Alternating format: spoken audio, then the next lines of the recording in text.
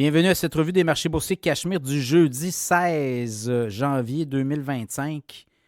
Je regarde les indices boursiers. Là, Wall Street, c'est dans le rouge aujourd'hui, alors qu'à Toronto, on a fini dans le vert. Le TSX en hausse de 56 points, 24 846. Le Dow Jones, 68 points de baisse, 43 153. Le S&P 500, 12 points de baisse. Ce pas des grosses baisses, 5 937. Le Nasdaq, 172 points en baisse, 19 338. Le pétrole a baissé d'1,36 $, 78 et 68 US référence. Le Bitcoin se maintient autour des 100 000, 99 552. On attend, là, la communauté crypto attend beaucoup là, de ce qui s'en vient dans les prochaines semaines du côté de Washington. On va voir si Donald Trump va tenir parole. Donc, Bitcoin qui a repris du service. L'once d'or a monté et a franchi les 2700 $, 2714,60.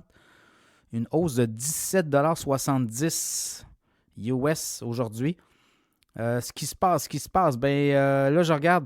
On a eu des chiffres sur le commerce au détail aux États-Unis, une hausse quand même de 0,4 % sur les chiffres de vente au détail le mois de décembre, mais on s'attendait à 0,5 %. Donc, on a un peu été déçus.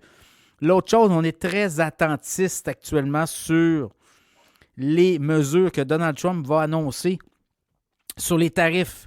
Et ça décourage un peu beaucoup les investisseurs. L'inflation qui est partie vers le haut aux États-Unis. Et là, on se dit, est-ce qu'on va encore goûter à des hausses inflationnistes dans les prochains mois? L'an passé, le mois de février avait été très, très, très fort pour l'inflation. Donc, on pourrait s'attendre à une inflation qui remonte en janvier-février aux États-Unis.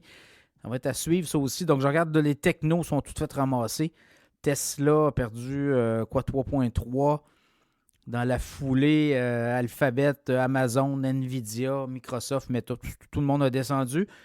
Évidemment, on avait une très belle journée la veille. Apple s'est fait ramasser moins 4 %. On dit qu'Apple aurait perdu son première place là, dans le marché chinois des téléphones intelligents.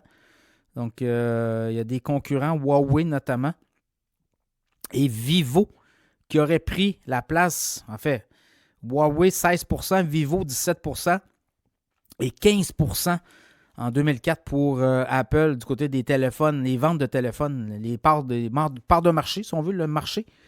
Donc, voilà, ça se donnait un petit coup.